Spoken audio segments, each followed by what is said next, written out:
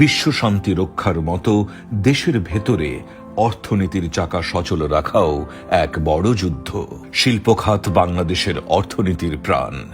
যখন অস্থিরতা থামিয়ে দেয় উৎপাদনের চাকা, শ্রমিক ও মালিকের মাঝে তৈরি হয় আস্থার সংকট, তখন সেনাবাহিনী দাঁড়ায় নিরাপত্তার ঢাল হয়ে।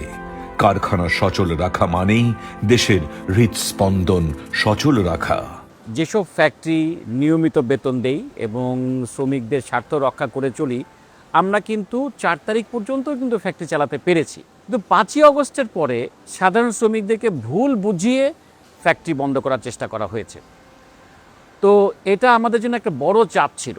তো 5ই অগস্ট থেকেই কিন্তু সেনাবাহিনী চেষ্টা করেছে সর্বতোভাবে যেন ফ্যাক্টরিগুলোকে রক্ষা করা যায়। শুরু থেকে আমরা যে সকল প্রবলেম ফেস করেছি এগুলো বেসিক্যালি মাল্টি ডাইমেনশনাল থ্রেট ছিল। নির্দিষ্ট সময়ের ভেতরে শ্রমিকদের বেতন ভাতা দিতে না পারার কারণে যেসব বিশৃঙ্খলা তৈরি হয়েছে, পাশাপাশি টার্গেটেড ইনস্টিগেশন ছিল, সুযোগ সন্ধানী ব্যক্তিরা তাদের অন্যায্য দাবি আদায়েরও চেষ্টা করেছিল।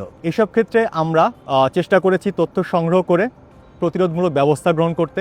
একই সাথে একটি ইন্ডাস্ট্রির সমস্যা যাতে পার্শ্ববর্তী কোনো ইন্ডাস্ট্রিকে কাজে বিঘ্ন না ঘটাতে পারে, আমরা সেই চেষ্টা করেছি।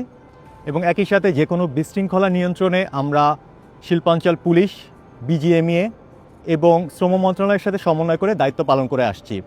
সেনাবাহিনী ভীষণভাবে যেটা ভালো কাজ করেছে সেটা হচ্ছে গিয়ে মানুষের আবেগটা বোঝার চেষ্টা করেছে, তাদেরকে ঠান্ডা করার চেষ্টা করেছে, যেন ফ্যাক্টরিগুলো ক্ষতিগ্রস্ত না হয় সে চেষ্টা করেছে। সেদিক থেকে আমরা অত্যন্ত কৃতজ্ঞ।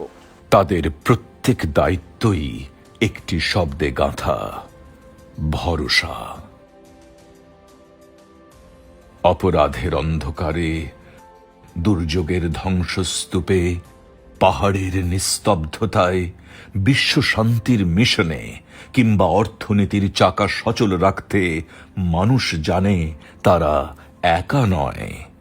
বাংলাদেশ সেনাবাহিনী এই জাতির ভরসার ঢাল।